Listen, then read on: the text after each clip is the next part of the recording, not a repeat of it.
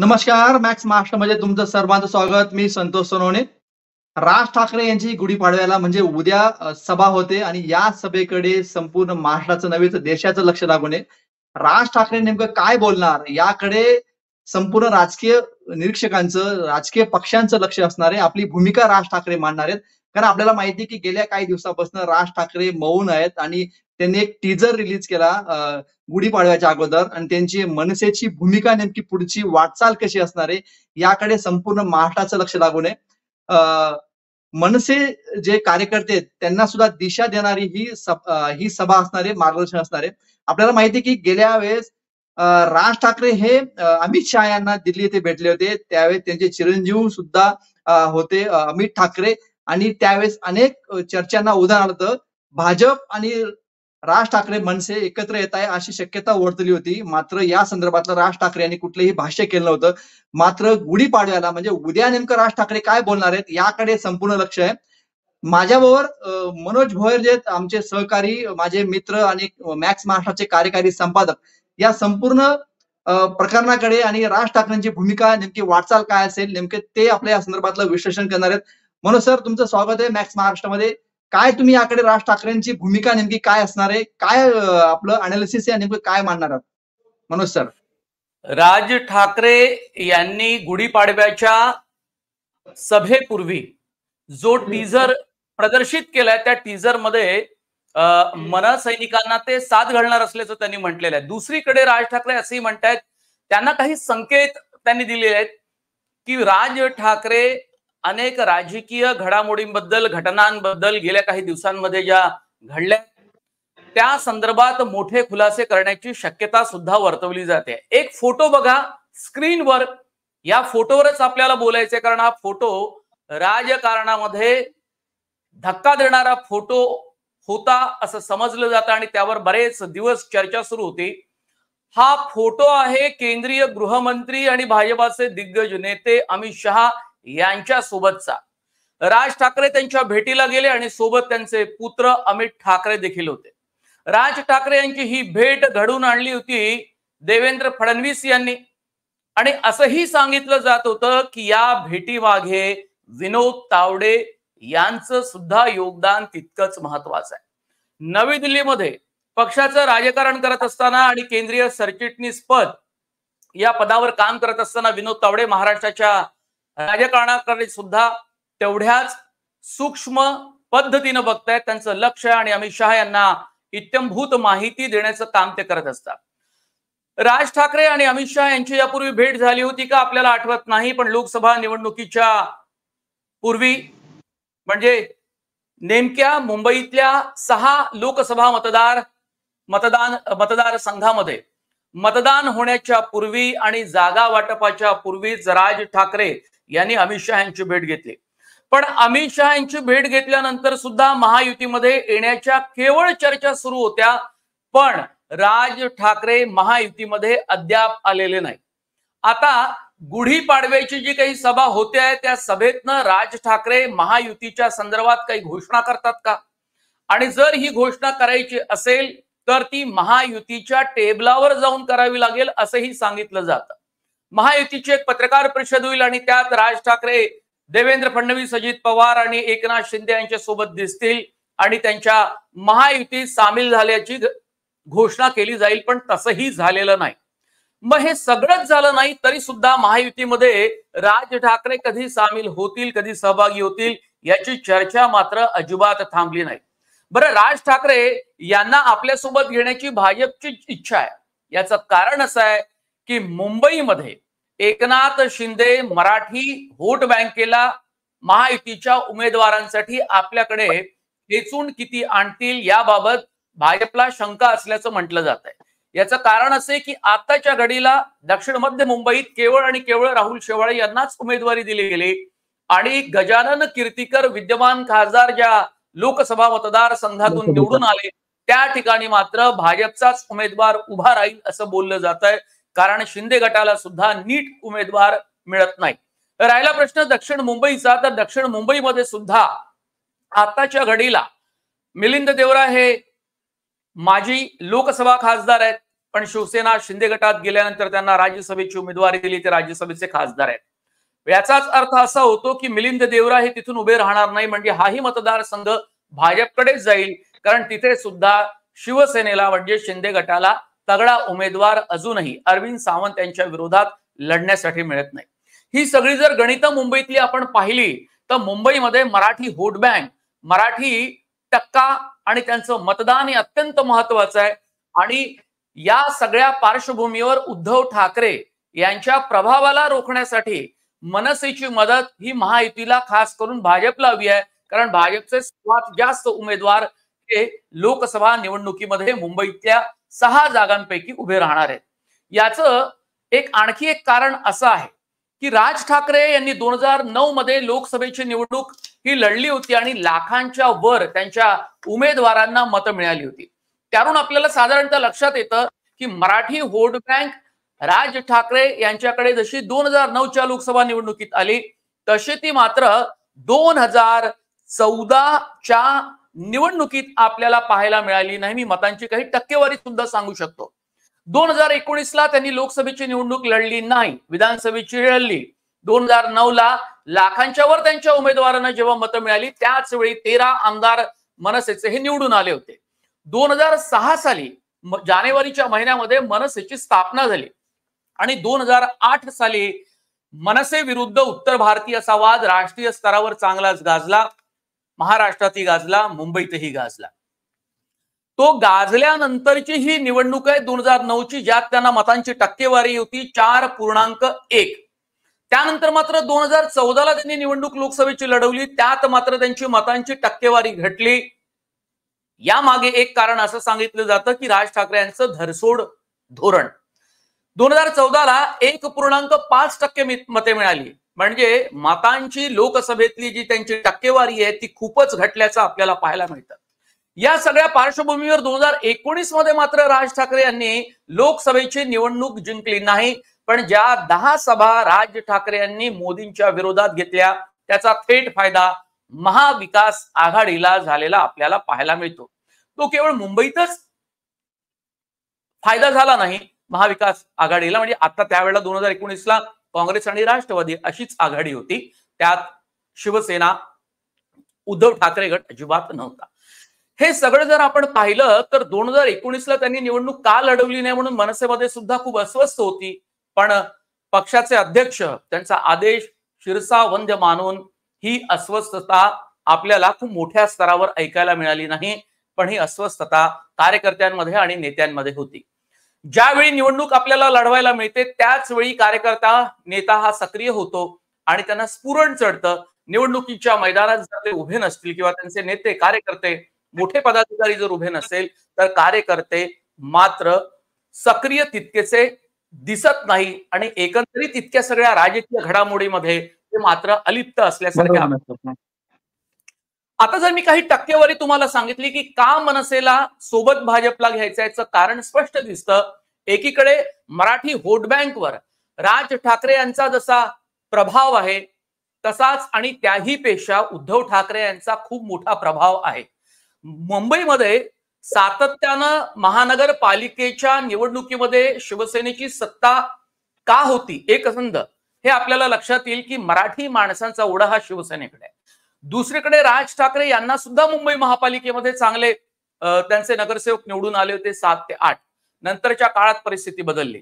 आता शिवसेना फुटली, 2 शकलं झाली, 2 गट झाले. पण एकनाथ शिंदे यांचा प्रभाव किती असू शकेल? सुरुवातीच्या काळामध्ये बंड झाल्यानंतर एकनाथ शिंदे यांच्याकडे लगेचच काही म्हणजे नगरसेवक गेले नाहीत. आता तर त्यांना आपण माजी नगरसेवक म्हणतो, पण नंतरच्या काळामध्ये बदल फार होत गेले आणि हळूहळू नगरसेवक त्यांच्याकडे गेलेत आणि काही आमदार सुद्धा गेलेत. मग आताच्या घडीला एकनाथ शिंदे यांचा मुंबईमध्ये किती प्रभाव आहे आणि त्या प्रभावातनं किती मतं महायुतीच्या उमेदवारांना मिळू शकेल याबाबत मात्र भाजपला शंका आहे. म्हणून त्यांचे सातत्यानं राज ठाकरे यांना सोबत घेण्याचे प्रयत्न आहेत. म्हणून सर मी त्याच तुम्हाला सांगतो सगळ्यात महत्वाचं की आपला जो टायटल आहे की राज ठाकरे त्यांनी जेव्हा टीजर रिलीज केला की टीजर मध्ये बोलले की मला काहीतरी बोलायचंय, या सगळ्या अनालिसिस मधनं काय संदेश देऊ शकतात? कारण अनेक संभ्रम निर्माण आहेत कार्यकर्त्यांमध्ये. अमित शहाची भेट झाली. अमित शहाच्या भेट संदर्भातलं युती होणार आहे का? भाजप आणि मनसे या संदर्भातलं. कारण आपण जर मराठी मतं आणि उत्तर भारतीय मतं जर बघितली, की ह्या उत्तर भारतीय मतांना सुद्धा भाजपला दूर करायचं नाहीये, कारण जवळ करायचंय आणि मनसे आणि उत्तर भारतीय संदर्भातलं आपल्याला माहिती दरी आहे. मध्ये त्यांनी कमी करण्याचे प्रयत्न केले. नेमकं आज जे त्यांची म्हणजे उद्या जी सभा होणार आहे, या सभेकडे नेमकं ते काय बोलतील? नेमकं तुम्हाला काय अंदाज येतो का जनरली, की येणारी विधानसभा असेल, लोकसभा असेल आणि महानगरपालिका सगळ्यात महत्वाची आहे. महानगरपालिका, मुंबई महानगरपालिका खास करून ही आपल्याला ताब्यात घ्यायची. भाजपलाही माहिती आहे, की उद्धव ठाकरेंनाच जर आपल्याला दूर करायचं असेल किंवा सत्तेपासून लांब करायचं असेल, सत्तेपासून त्यांना येऊ द्यायचं नसेल उद्धव ठाकरे यांना, तर यासाठी राज ठाकरेंची मदत भाजपला पाहिजे. या संपूर्ण व्यूहामध्ये राज ठाकरे नेमकं काय संदेश देतील? नेमकं हा महाराष्ट्राच्या राजकारणामध्ये कसा परिणाम होऊ शकतो? नेमकं काय बोलू शकतात? तुमचा अंदाज काय? तुमचा अभ्यास काय? राज ठाकरे अत्यंत प्रभावी नेते आहेत, करिश्माई नेते आहेत. त्यांच्या बोलण्याचा प्रभाव लोकांवर होतो, पण बोलण्याचा प्रभाव हा मतांमध्ये आपल्याला फारसा दिसून येत नाही. 2009च्या लोकसभा निवडणुकीत आणि विधानसभा निवडणुकांमध्ये राज ठाकरे यांच्या पक्षाला खूप मतं मिळाली. 13 आमदार निवडून आले.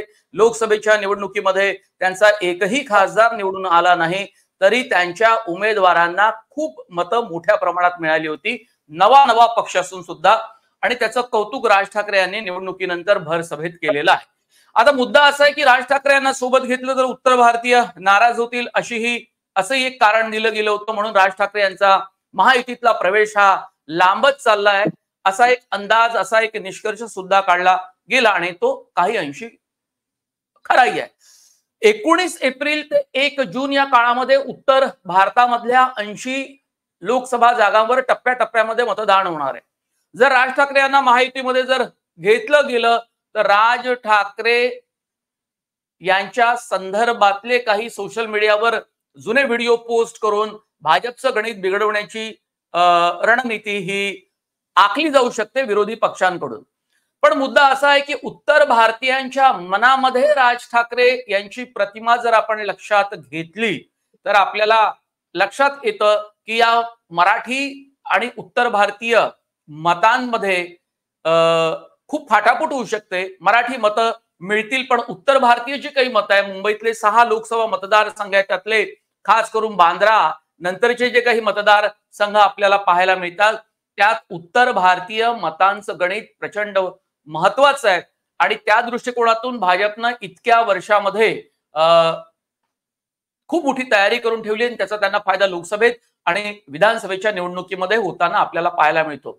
मराठी माणसांना जसं जवळ आणण्याचा प्रयत्न केला जातो, तितकाच तो हिंदी भाषिक, गुजराती, उत्तर भारतीयांना सुद्धा आपल्या बाजूने वळवण्याचा प्रयत्न केला आणि प्रयत्नच केला नाही तर त्या उत्तर भारतीय नेत्यांना योग्य स्थान दिलं. कृपाशंकर सिंह यांना जौनपूर मधून तिकीट दिलं गेलं, तेही एक महत्वाचं आहे. राजहंस सिंग हे आमदार आहेतच विधान परिषदेचे.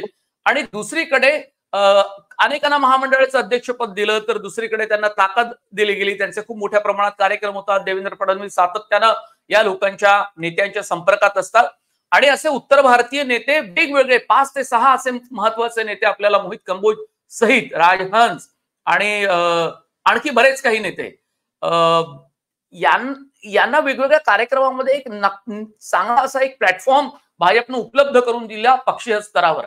त्यामुळे उत्तर भारतीय नाराज होतील का? आणि उत्तर भारतीयांची नाराजी ही 2019 पर्यंत जी होती तीच आता राज ठाकरेंच्या संदर्भात कायम आहे का? हा थोडासा एक विश्लेषणाचा भाग होऊ शकतो. कारण तशी ती नाराजी आता नसेल आणि ती नाराजी जर भाजपनं शमवण्याचा प्रयत्न केला तर एक वेगळं राजकीय गणित आपल्याला इथे पाहायला मिळू शकतं. एकतर राज ठाकरे यांना सोबत घेतल्यानं मराठी मत सुद्धा आपल्या बाजूने वळवता येईल आणि दुसरीकडे उत्तर भारतीयांचा रोष सुद्धा कमी करण्यासाठी जी काही रणनीती भाजपनं आखली असेल आणि तशी ती आखली असावी तसा त्यांनी अंदाज घेतला असावा, त्यामुळे ती मतं सुद्धा भाजपपासून दूर जाणार नाही. आता तुम्ही म्हणताय की खुलासे नेमके काय करणार, तर नेत्यांना तशी काही फारशी जनतेची काही पर्वा नसते. त्यांच्या धरसोड वृत्तीमुळे, धोरणांमुळे 360च्या अंशामध्ये जी काही राज ठाकरे यांची धोरणं बदललेली आहे. 2019 मध्ये त्यांनी मोदींच्या विरोधात सभा घेतल्या आणि त्या लावरे तो व्हिडिओ आपल्याला माहित आहे, महाराष्ट्रामध्ये चर्चेत आला होता. आजही त्याची आठवण काढली जाते. मग 2019च्या निवडणुकीमध्ये ते थेट नरेंद्र मोदी आणि अमित शहाच्या विरोधात बोलतात आणि त्याचा थेट फायदा राष्ट्रवादी काँग्रेस पक्ष आणि काँग्रेसला होतो. 2024च्या निवडणुकीत मात्र अमित शहा यांच्यासोबतचा त्यांचा फोटो हा अत्यंत व्हायरल होतो, चर्चेत होतो, त्यावर बातम्या तयार केल्या जातात, विश्लेषण होतं. अशी सगळी राज ठाकरे यांची भूमिका ही जनतेच्या मनात निश्चितपणे संभ्रम निर्माण करणारी आहे. असं सगळं असून सुद्धा भाजप राज ठाकरे यांना सोबत घेण्यासाठी इच्छुक आहे, कारण ती आताची त्यांची राजकीय गरज आहे. मग या राजकीय गरजेतून 3 जागांचा विचारही केला जाऊ शकतो. दक्षिण मुंबई ज्या जागेवरचा फैसला किंवा उमेदवार अजूनही निश्चित केला गेला नाही, एक मुद्दा. शिर्डीची जागा सदाशिव लोखंडे या शिवसेनेच्याच उमेदवाराला दिली गेली, ते तिथले विद्यमान खासदार आहे. ती जागा सुद्धा भाजप म्हणजे ती जागा राज ठाकरे यांना मिळू शकते का, हाही एक महत्वाचा मुद्दा आहे. तशी इच्छा शिवसेनेची अजिबात नाही. तिसरा असा मुद्दा आहे की नाशिकची जागा, इथे छगन भुजबळ लढणार, हेमंत गोडसे विद्यमान खासदारांचं तिकीट कापलं जाणार. हा सगळा राजकीय तमाशा गेल्या काही दिवसांपासून आपण सातत्यानं पाहतोय की एका पक्षाच्या उमेदवाराला सातत्यानं आपलं शक्ती प्रदर्शन करत हे दाखवून द्यावं लागतंय की मलाच तिकीट द्या, माझ्या मागे जनसमर्थन आहे, कार्यकर्ते आहे, पदाधिकारी आहे. ही वेळ त्या उमेदवारावर का यावी, तर असे अनेक प्रसंग सध्याच्या राजकारणात घडताना दिसत आहे. रामटेकचं तिकीट कृपाल तुमाने जे विद्यमान खासदार आहेत तिथले त्यांचं कापलं गेलं आणि ते राजू पारवे या काँग्रेसच्या आमदाराला दिलं गेलं. अशा सगळ्याच घटना घडामोडी करतायत महायुतीमध्ये. एकमेका पक्षांचा दबाव सुद्धा आहे आणि स्वतः हे त्यांच्या बोलण्यातनं वक्तव्यातनं साधारणतः आपल्याला पाहायला मिळतं, समजतं सुद्धा. आता मुद्दा असा आहे की राज ठाकरे यांची निकड काय. एक बातमी अशीही आली होती की एकनाथ शिंदे यांच्या शिवसेनेला ठाकरे ब्रँड शिवाय पर्याय नाही म्हणून राज ठाकरे यांनी त्यांचं नेतृत्व करावं. गेल्या काही दिवसांत म्हणजे 3 दिवसांपूर्वी संजय शिरसाट हे दुय्यम फळीतले शिवसेनेचे शिंदे गटातले नेते त्यांनी राज ठाकरे यांची भेट घेतली. राज ठाकरे संजय शिरसाट यांचा पुष्पगुच्छ देतानाचा फोटो सुद्धा चर्चेत आला होता. आता राज ठाकरे यांची सलगी ही देवेंद्र फडणवीस एकनाथ शिंदे यांच्या सोबत आहे. ते वर्षावर जातात, फडणवीस त्यांच्याकडे येतात, मग आशिष शेलार सुद्धा भेटून जातात. पण संजय शिरसाट यांचं तसं काही महत्व आपल्याला पाहायला मिळत नाही राज ठाकरेच्या राजकारणासंदर्भात.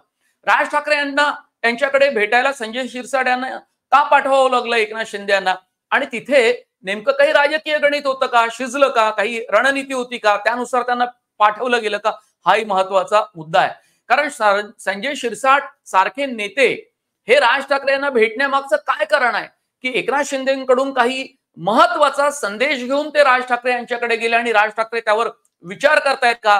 कारण गुढीपाडव्याच्या दिवशी राज ठाकरे यांची सभा आहे आणि त्यात ते बोलतील आणि त्या अशा व्यक्ती आहेत की ज्या व्यक्तीची गरज त्यांना महायुतीमध्ये ह्या सगळ्या गोष्टी आणि बाबी जर लक्षात घेतल्या म्हणजे घेतल्या असतीलच भाजपने आणि शिवसेनेने, आणि त्या सगळ्या गोष्टी लक्षात घेऊन त्यांनी संजय शिरसाट यांना राज ठाकरे यांच्याकडे भेटीला एकनाथ शिंदे किंवा भाजपनं सुद्धा पाठवलं असेल. त्याच्या मागे अत्यंत महत्वाचं कारण आहे.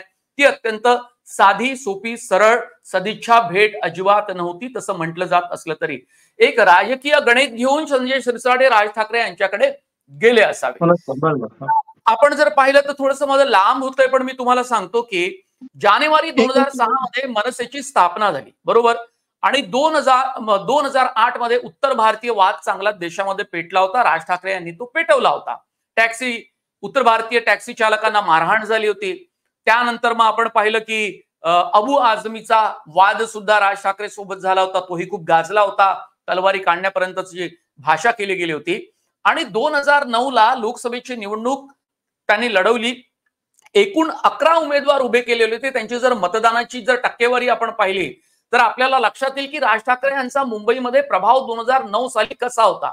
2014 ला तो घटला, पण घटून सुद्धा जी काही मतांची टक्केवारी ही राज ठाकरे यांच्याकडे वळू शकते ती सुद्धा भाजपला महायुतीला फायदेशीर आहे.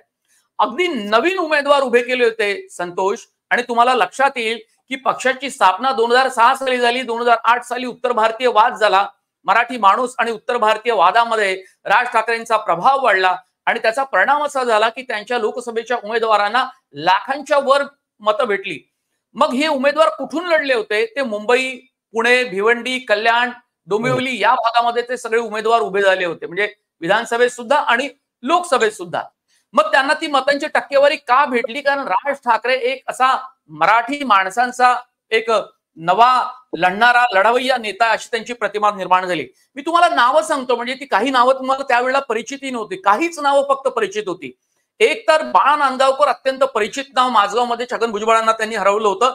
दक्षिण मुंबईत 2009 साली उभे झाले, 1,59,729 मतं मिळाली. हेमंत गोडसे, नाशिकचं त्यावेळेचा एक मनसेमधलं एक अत्यंत चांगलं नाव होतं, पण राज्याला ते नाव माहित नव्हतं. मग नंतरच्या काळात ते शिवसेनेकडून खासदार झाले, मनसेतनं गेले आणि मग आता ते पुन्हा उमेदवारीसाठी प्रयत्नांची पराकाष्ठा काढताय. हेमंत गोडसे यांना 2,16,674 मतं, एकूण 11 उमेदवार जे उभे झाले 2009 मध्ये, त्यात हेमंत गोडसे असे एक उमेदवार, त्यांना सर्वात जास्त मतं मिळाली, म्हणजे बाळा नांदगावकर, शिशिर शिंदेपेक्षा सुद्धा. तर मी त्याला मुद्दामून मार्क यासाठी करून ठेवलं होतं का हा अत्यंत महत्वाचे हे उमेदवार होते. आणि तुम्ही मतदारसंघ बघा, म्हणजे त्या मतदारसंघावर कसा राज ठाकरे यांच्या नेतृत्वाचा प्रभाव पडला होता, त्यांच्या भूमिकेचा सुद्धा. कारण ती एकसंध भूमिका होती आणि त्या भूमिकेवर ते कायम होते आणि त्या भूमिकेमध्ये त्यांनी बराच काळ धरसोडपणा केला नाही. देवराज मात्रे हे भिवंडीवरून लढले, 1,07,000 मतं मिळाली.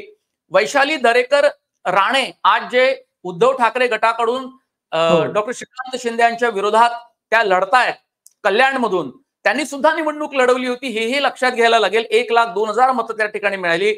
शिरीष पारकर आज मनसेमध्ये नाही, अजिबात सक्रिय नाही, त्यांचं नावही कुणी आता लक्षात ठेवत नाही. मुंबई नॉर्थ मधून निवडणूक लढले, 1,47,000 त्यांना मतं मिळाली. शिल्पा अतुल सरपोतदार, म्हणजे मधुकर सरपोतदार यांच्या स्नुषा, अतुल सरपोतदार यांचं मागेच निधन झालं. शिल्पा सरपोतदार या मुंबई नॉर्थ सेंट्रल मधून लढल्या, 1,32,000 मतं मिळाली. शिशिर शिंदे यांना 1,95,000 मतं मिळाली मुंबई नॉर्थ ईस्ट मधून. आता जिथे म्हणजे किरीट सोमय्या, संजय दिना पाटील, म्हणजे त्यावेळेला संजय दिना पाटील निवडून आले होते, तेही खासदार होते राष्ट्रवादी काँग्रेस पक्षाचे. शालिनी ठाकरे या नातेवाईकच आहेत राज ठाकरे यांच्या, आणि मुंबई नॉर्थ वेस्ट मध्ये 1,24,000 मतं मिळाली. श्वेता परुळेकर आताच्या घडीला त्या सक्रिय आहेत, पण मनसेमध्ये त्या नाही आहेत. मुंबई साऊथ सेंट्रल मधून 1,08,000 मतं मिळाली, म्हणजे मुंबई दक्षिण मध्ये आपला हा जिथून राहुल शेवाळे आता लढतायत. श्रीकांत शिरोळे यांनी पुण्यावरून निवडणूक लढवली, ती 75,930 मतं मिळाली. ठाण्याहून राजन राजे यांनी निवडणूक लढवली, त्यांना 1,34,840 इतकी मतं मिळालेली आहे. म्हणजे 2009 लोकसभेच्या निवडणुकीत 4.1% मतं मिळाली आणि 2014च्या निवडणुकीत 1.5% मतं मिळाली.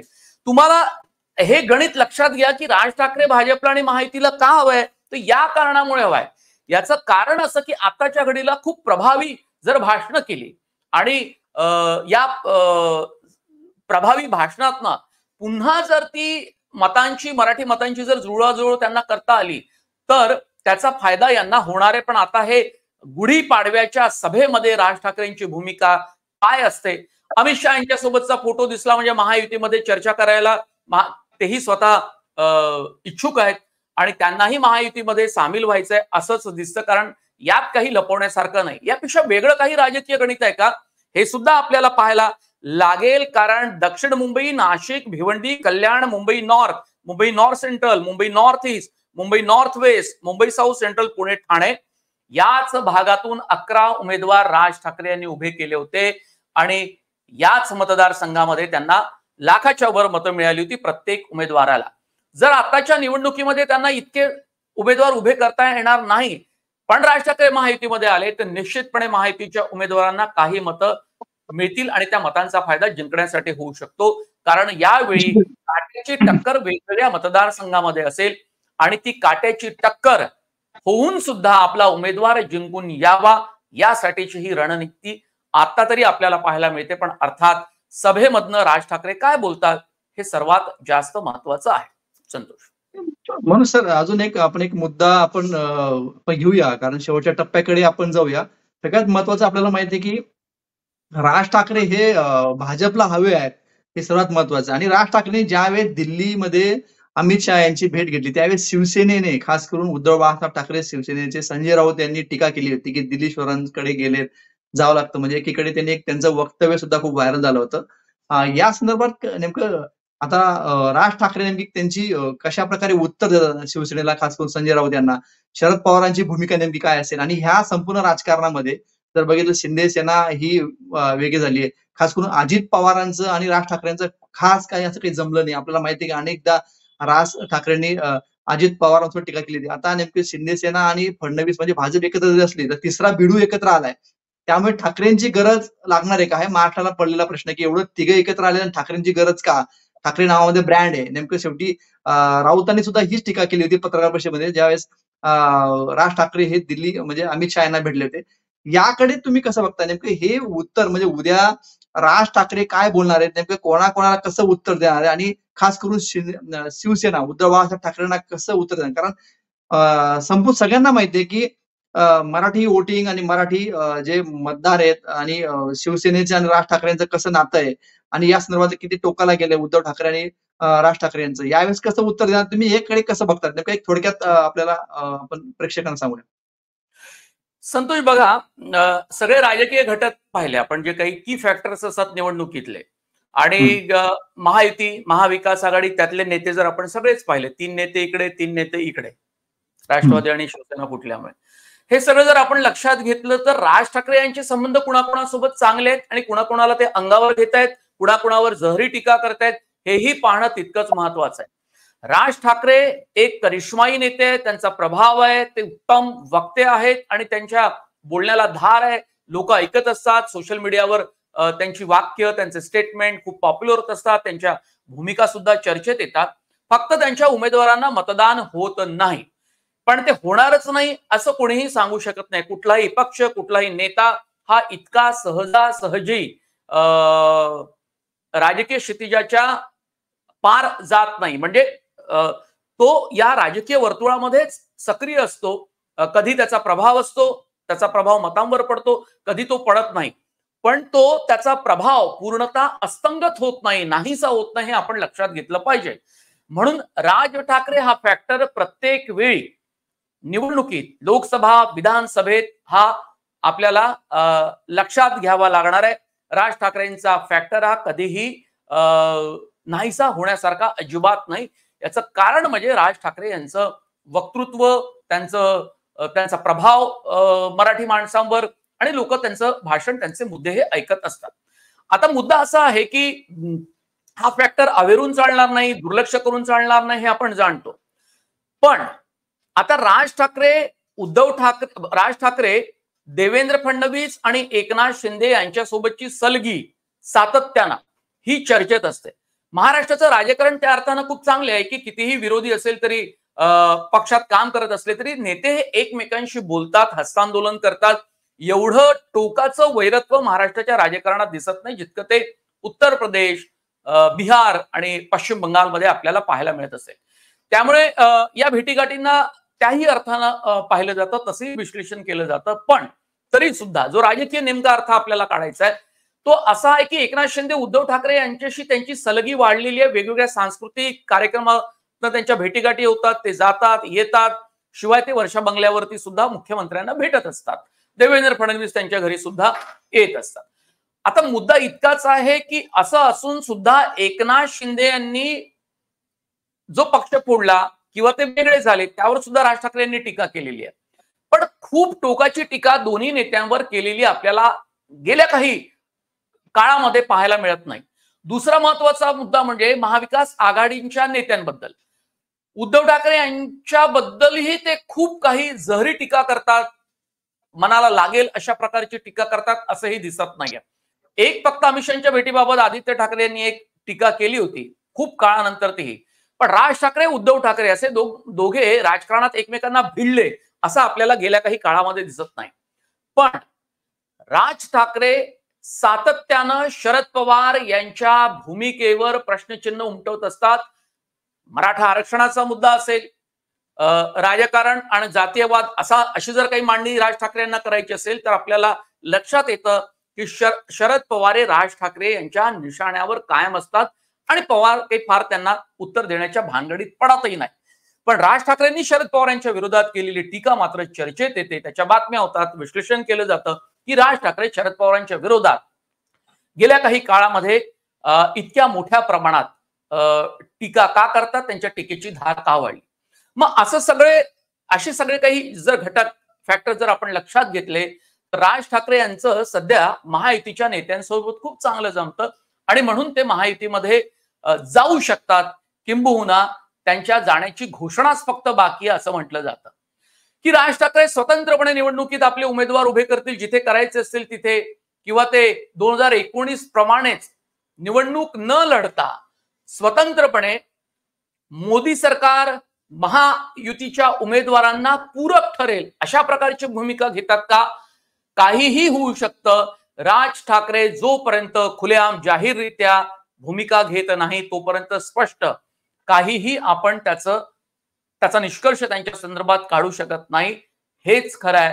त्यामुळे राज ठाकरे नवे खुलासे काय करतील, सभेमध्ये आपल्या कार्यकर्त्यांना संबोधित करताना त्यांना नवा राजकीय मंत्र काय देतील, हे पाहणं तितकंच औत्सुक्याचं आहे. संतोष.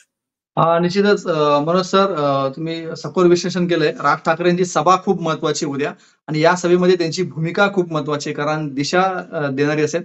राज ठाकरेंचं जर बघितलं गेल्या काही राम मंदिर बांधल्यानंतर त्यांनी त्यांचा झेंडा सुद्धा खास करून मनसेचा झेंडा होता हा बदलवलेला आहे. त्यांनी हिंदुत्वाकडे वाटचाल केली असं एक संपूर्ण चित्र दिसतंय आणि राज ठाकरेंनी म्हणून त्यांना बोललं जायचं.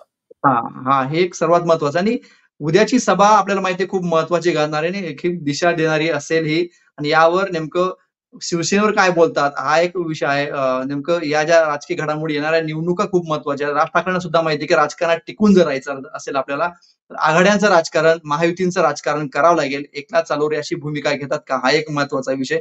स्वतंत्र अस्तित्व टिकवतात का, की फक्त एका पक्षाला आपण उमेदवार उभं करावं, मत खाऊ शकतात का, असं एक संपूर्ण चित्र आहे. भाजप मात्र आग्रही आहे मनसे युतीत यावे, कारण त्यांना सुद्धा माहिती आहे सर्व्हे झाल्यानुसार मनसे खूप महत्वाचा फॅक्टर राहणार आहे. आणि खास करून उद्या नेमकं काय बोलतात याकडे संपूर्ण महाराष्ट्राचं लक्ष लागून आहे. म्हणून सर तुमचं धन्यवाद. तुम्ही योग्य विश्लेषण केलं आणि तुम्ही आकडेवारीसह मांडलात. मनसेची खूप महत्वाची टक्केवारी जी 9 आणि 14ची आपण सांगितली, नेमकी आता त्यांना टक्केवारी वाढवायची आहे. या संदर्भातलं संपूर्ण सखोल विश्लेषण आपण केलेलं आहे. तुम्हाला हा व्हिडिओ कसा वाटला नक्की कळवा. पाहत राहा मॅक्स महाराष्ट्र.